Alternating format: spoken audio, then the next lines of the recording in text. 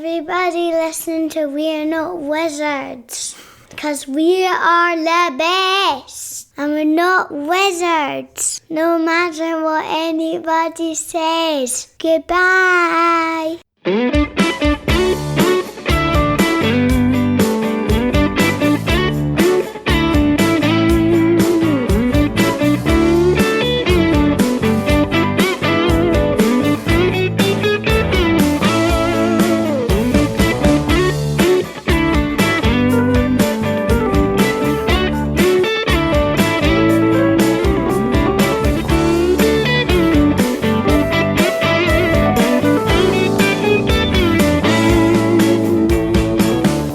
HIROBA Board Game Review, Funny Fox, Hashi Games Distribution.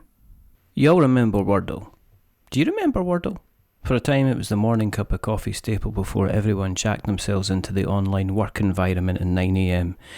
People loved and still love it so much that a major national newspaper paid the designer of the game a hefty sum to have it appear on their website. Now, of course, it's maybe not as popular in public, but I'm sure it still very much has its fans guessing away and cursing when badly spelled US words come up. It's not colour, C-O-L-O-R.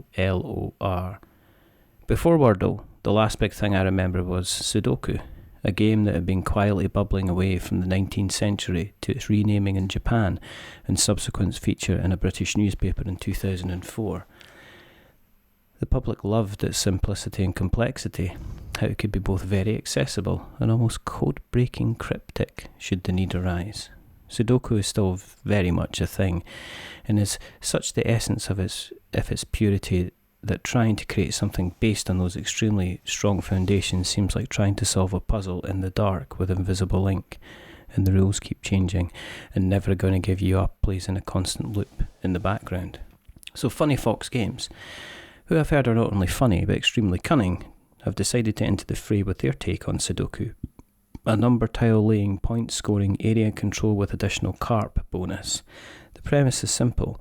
You'll lay out some random tiles in a 9x9 grid, and depending on the number of players you'll turn up some of the tiles. Face up. Each of these tiles has a smaller well-known 3x3 grid on them, but the tiles are divided into gardens of smaller 3, 4 and 5 size squares. On your turn, you'll place a tile and follow along with the standard Sudoku rules, the only difference being that you have the same number of numbers in the tiles as long as they're in different gardens. You can't place a number in the same row or column where the number matches. When you take your turn, you can only play a tile in a row or column where you've played one of your previous tiles. Oh, and you also get stones that allow you to block anyone from playing in a particular tile. And at the end of the game, if you played enough lower number tiles, you might win a carp that you can then use to double your points for a garden that you've won. And once the dust settles, the winner of each garden wins points with the number of squares in each of the garden, and the overall winner is decided. By this time, the Sudoku purists have already flipped the table, screaming at the desecration to their lovely number template, because this is definitely not the number purity you were expecting here. The base rules are bubbling under, and for a brief second you might wince that this is maybe too complicated, too much on top of such a lovely game. But put your fears aside, because apart from some unlearning on your part, this is brain thinky and pause strategy, and the oh-so-famous about to place a counter before swiftly grabbing it back into your arms like a recently saved puppy. HIROBA does that lovely, brilliant thing of having you think of a possible strategy and then cause you to completely rethink your plan as someone decides to place the number 7 where you least need it to be, or a stone in the one place that you really needed to put down your 6. There's a constant there and here as you balance placing higher value tiles to win gardens, but also need to make sure you're still placing your lower value pebbles in order to control the much coveted double scoring space carps. The scoring pebbles are double-sided, but have a combination of numbers that add up to 10, so you have a 7 on one side and a 3 on the other. Again, it's a slight reminder that you're trying to play two types of game here.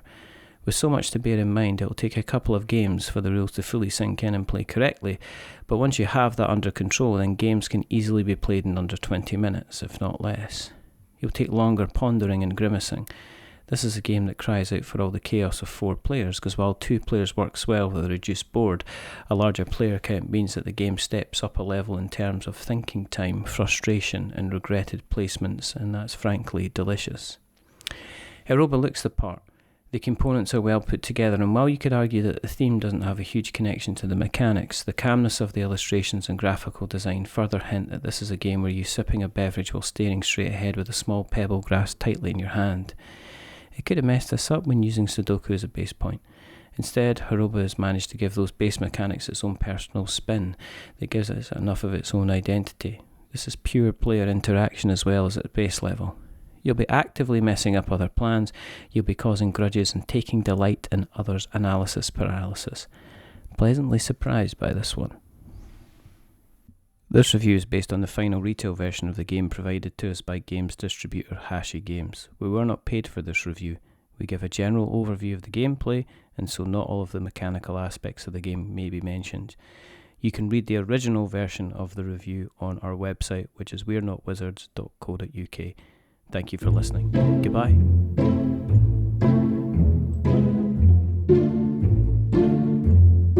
A wizard is never late.